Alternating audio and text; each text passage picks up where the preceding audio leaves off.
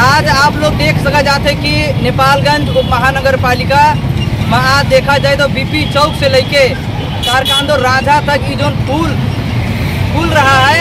आज बहुत बहुत खुशी लगा था कि नेपालगंज के लोग आवत हैं यहाँ फेसबुक में टिकटॉक बनावत है, वीडियो खींचते हैं और नेपालगंज के प्रचार करते हैं।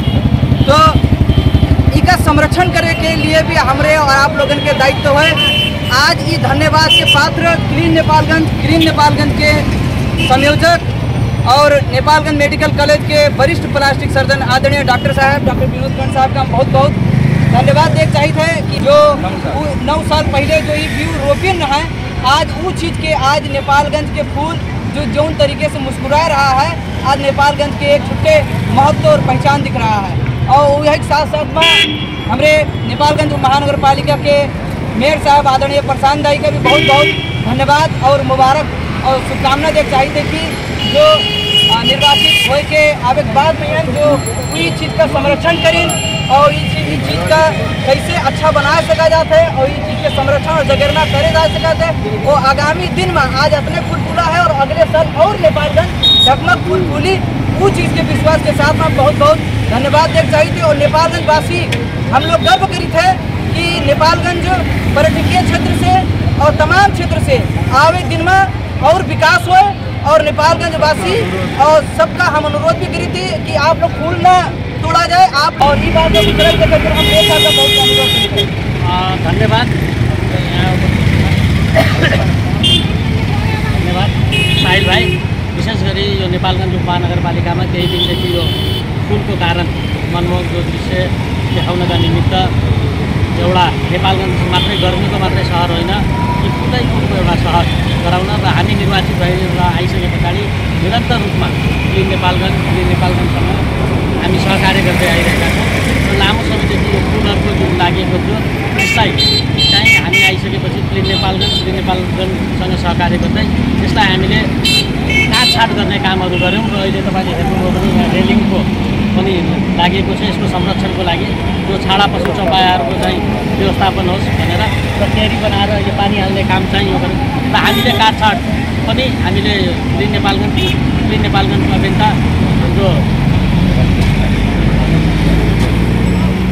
विनोद दाईले त भन्नुभयो, अर्को हाम्रो के अरे हेमन्तजीसँग एक दिन हेमन्त भाइले चाहिँ यसमा चाहिँ फुल किन फुलेको छैन लामो समयमा भनेर यसलाई चाहिँ यसको काटछाट चाहिँ अलिकति बढी लामो समयदेखि नभएको हुनाले हामीले सुरुमा काटछाट गऱ्यौँ। र मलाई लाग्छ बुझ्ने साथीहरूले चाहिँ यसमा विरोध गर्नु भएन र केहीहरूले चाहिँ यो सबै 6 महिनापछि यो काट्नेपछि चाहिँ यो मेयर साहबले सबै काटछाट गरिदिनु भयो भन्ने पनि भने र यसले उब्राउनको लागि गर्नका निम्ति मेहनत गर्नुभयो। म सम्पूर्ण क्लिन नेपालगंजको आदरणीय दाजु विनोद दाई लगायत सम्पूर्ण टिमलाई हार्दिक धन्यवाद दिन चाहन्छु। भने चाहिँ दुर्घटनाको जोखिम पनि नहोस् भनेर आजबाट हामीले ट्राफिकसँग सुरक्षा निकायसँग सहकार्यमा आजदेखि यसलाई हामी व्यवस्थापन गर्दैछौँ। र म सबै नेपालगञ्जवासीसँग के अनुरोध गर्न चाहन्छु भने फोटो खिचाउँदाखेरि भर्सक दिउँसोको बेला जो अत्यन्त यो व्यस्त सडक छ यसमा चाहिँ 7 बजे पछाडि यहाँहरूले फोटो खिचाउने गरी यहाँ जम्मा भइदिनु भयो भने यसलाई ट्राफिकले केही नियमहरू पालना गर्न लगाएको छ। निश्चित एउटा ठाउँमा फोटो खिचाउने र यो एरियामा 100 मिटरसम्म चाहिँ कुनै पनि यो गाडीहरूको आवत जावत नहुने, पार्किङ नहुने, जसले गर्दा निर्वाध रूपले चाहिँ आवत जावत हुन सजिलो होस् भन्ने सरकारले आजदेखि हामी प्रयास गर्दैछौँ। म पुनः क्लिन नेपालगंज आदरणीय विनोद दाई लगायत सम्पूर्ण टिमलाई हार्दिक धन्यवाद दिँदै र जसरी निरन्तर रूपमा हामीले सहकार्य गर्दै आइरहेका छौँ, सहकार्य गर्ने म प्रतिबद्धता व्यक्त गर्दै र पुनः यसको संरक्षण सम्वर्धनका लागि जसरी हामीले काम अगाडि बढाएका छौँ यसलाई निरन्तर रूपले अगाडि बढाउने म प्रतिबद्धता पनि व्यक्त गर्न चाहन्छु। धन्यवाद। यो आज जसरी यो रुखहरू यो बगनबेली जसरी चाहिँ यो भाइरल भएको छ, हाम्रो ग्रिन नेपालगंज अभियान अन्तर्गत 9 वर्ष अगाडि हाम्रा समस्त अभियन्ताहरूद्वारा र सिग्नेट होटलको चाहिँ ट्री गार्डको सहयोगमा हामीले लगायौँ। यो आजको दिनमा यसरी भाइरल हुन्छ भन्ने हामीले सोचेको पनि थिएनौँ। त्यसताका अब कुनै पनि निर्वाचन नभएको कारणले चाहिँ केही वर्षसम्म लगभग 2.5 देखि 3 वर्षसम्म चाहिँ यसको प्रबन्धन र संरक्षण पनि हामी आफैले गऱ्यौँ एकदमै संयमको साथ।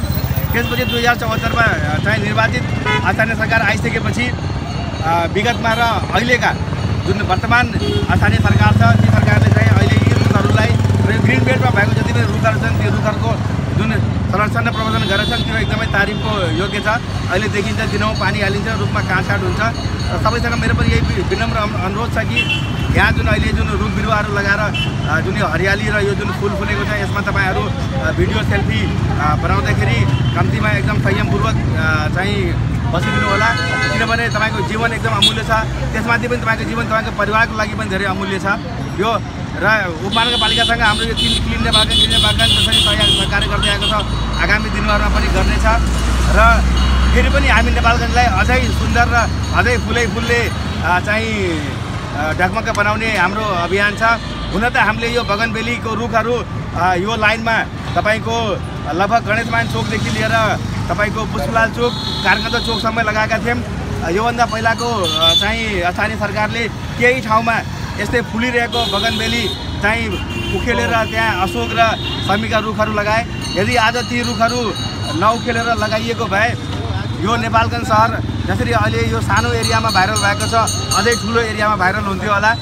तैपनि हामी आशा गर्दछौँ आउने आगामी दिनहरूमा यही ग्रिन बेल्टहरूमा जहाँ जहाँ मरेका छन् र अन्त पनि जहाँ जहाँ ठाउँहरू छन् त्यो ठाउँहरूमा चाहिँ उपमहानगरपालिकाको अनुमति लिएर हामी सधैँ ग्रिन नेपालगञ्जको अभियानमा लाग्नेछौँ र यो सहरलाई अझै सुन्दर बनाउनेछौँ। धन्यवाद।